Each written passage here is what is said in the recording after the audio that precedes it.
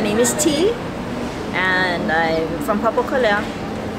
I'm retired military, and I trade currencies on a foreign exchange, and I'm a full-time student, full-time mom, and part-time organizer for events. What made you join this movement? Ooh, well, the Mauna called, like they called all of us. I felt, from my now, I felt that I had to be a part of this along with my family. This is bigger than a Mauna. This goes back to, you know, our roots, where we came from, our identity. How would you characterize this movement? Characterize it? Like, what do you mean? How do I characterize it?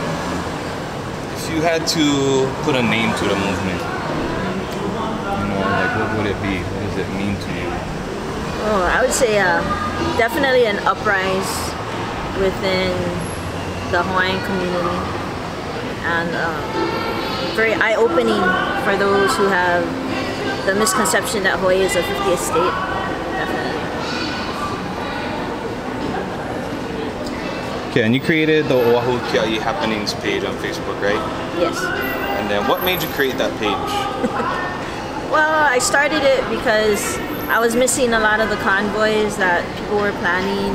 You know, it'd be right down the street and I miss it, or sign waving. You know, I wanted to be a part of any type of event because I couldn't be on the Mauna. So basically, you know, I started it for myself, and I figured if I felt that way, then there's other people out there that felt the same way. Okay, is there anything that the page has done to benefit the movement that surprised you or helped the movement in a way that you couldn't imagine when you made it? It's grown significantly. I was only really expecting maybe a couple hundred people. I didn't realize it was going to go for over 2,000, and I don't know, it helps get the information out. There's a lot of events that are out there and none of us know about it. It actually started out as, I believe, Oahu Kia'i Mauna Happenings or something like that, and then Waimanalo came up, Kahuku came up, so I changed it to just Kia'i Happenings, just to inform everybody else, you know, what's happening with our Aina. What does Kapu Aloha mean to you? For me, personally, I would say for me, myself, it would be being nicer be nicer in traffic. That's like that's my biggest thing, is being nicer in traffic. But it's taught me to have more patience with people, to see where other people are coming from, and try as much as I possibly can to sympathize with them and maybe find that common bridge, understanding. Maybe we can work things out. What do you think is the biggest challenge facing the Hawaiian people? Definitely the government, this fake state of Hawaii, the United States government. That's the biggest challenge, definitely. So, which goes into the next question is, obviously, do you think the government cares about Hawaiian people, and why? Not at all. My personal belief is that we are expendable. Look at Koho'olawe, they bombed that. Look at Kahuku, you know, they're attacking all these small communities that, when I say Hawaiian, I mean, if you feel tied to the Aina, you're Hawaiian. You know, if you feel the love for the people, you're Hawaiian. So it's not blood, it's how you feel. Definitely, you're born here, you're Hawaiian. You know? Okay, if there was any one issue you could solve immediately, what would it be? That's a tough one too.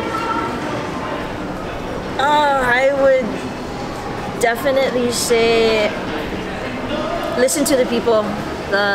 This government needs to listen to the people on what we want, because, you know, this is our future. We're not looking at our pockets.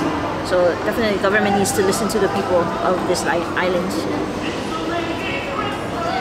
What do you think is the most misunderstood or most mischaracterized part of the movement? Like, for example, there's people that say that, oh, okay, you don't have jobs,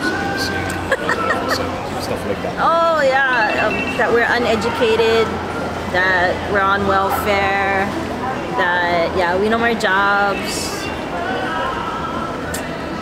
We're all homeless. We live on the beach, or just that's like the biggest misconception that upsets me a lot. So what would you say to someone who may not agree with the movement or is on the fence about the movement? First, I would ask them why and try to figure out where they're coming from, because most of the time when people don't understand the movement, it's because they just see a bunch of Hawaiians waving their flags saying, I don't want this to be built here because of whatever the reason, but I want to find out what's their reasoning. Like, do they hate this island? Do they, is it just because there's a bunch of Hawaiians? Like why? I try to get deeper and figure it out. Then finally, what do you want to say to everyone watching, to our whole Hui out there in the movement? Well, first, mahalo to Mike over here for asking me to do videos that I get kind of comfortable at. But stay strong. Continue supporting the Mana from wherever you are. Wear a shirt, wear your hats, do your protocols. Watch the protocols, but get involved with those around you. Kaho'okahi said, you may be from different islands and we have to find our Mauna. And Mauna Awakea we all fall underneath of her. So I say just get involved with the community, and so we all can rise together. Right on. Mahalo, T.